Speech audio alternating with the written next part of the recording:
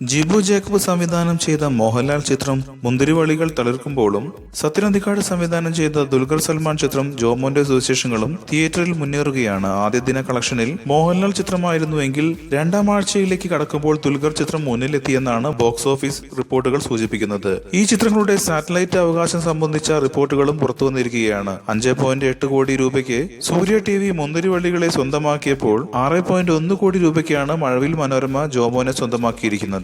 മമ്മൂട്ടി, മോഹൻലാൽ, ദിലീപ് എന്നിവർക്കാണ് മികച്ച satellite rights മലയാളത്തിൽ ലഭിക്കാറുള്ളത്. എന്നാൽ ദുൽഖറും കുടുംബ പ്രേക്ഷകർക്കിടയിൽ കൂടുതൽ സ്വീകാര്യനാകുന്നു എന്നതാണ് ഈ കണക്കുകൾ വ്യക്തമാക്കുന്നത്. കൂടുതൽ സിനിമാ വാർത്തകൾക്കും വിശേഷങ്ങൾക്കും ഇപ്പോൾ തന്നെ സബ്സ്ക്രൈബ് ചെയ്യൂ മലയാളം ക്രിയേഷൻസ്.